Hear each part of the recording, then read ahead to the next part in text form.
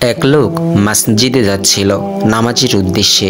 পথের মধ্যে সে দেখতে পেল একটি লোক গাছে উঠে বসে আছে। লোকটিকে বলল, এই আহম্মক, নামাজের সময় হয়ে গিয়েছে আর তুমি এখনো গাছে উঠে বসে আছো, লাবো। লোকটি বলল, বেটা দাঁড়া, আমাকে আহম্মক বলা? তোর এত বড় সাহস! একটু দাঁড়া, আমি গাছ থেকে নেবে তোকে দেখছি। গাছে বসা লোকটির এই জবাব শুনে লোকটি ছুটতে পলালো মসজিদের দিকে।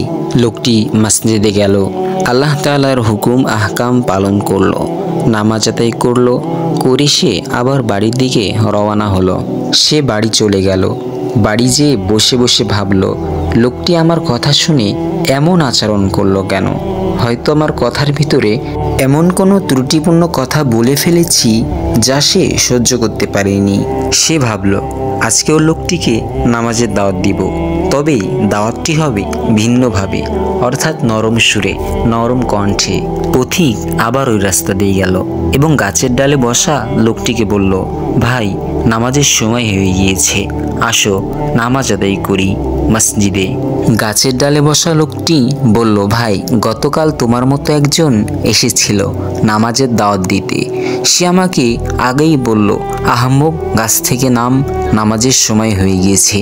এই কথা শুনে আমি তাকে ধমক দিলাম এবং তার উপরে ক্ষিপ্ত হলাম।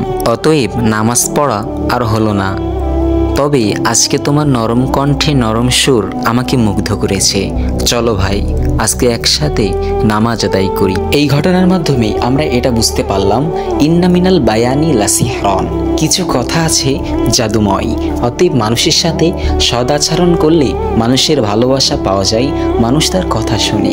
আল্লাহ তাআলা আমাদের সবাইকে দ্বীনের সহি বুঝ দান করুন, আমিন। আসসালামু আলাইকুম ওয়া রাহমাতুল্লাহি ওয়া বারাকাতুহু।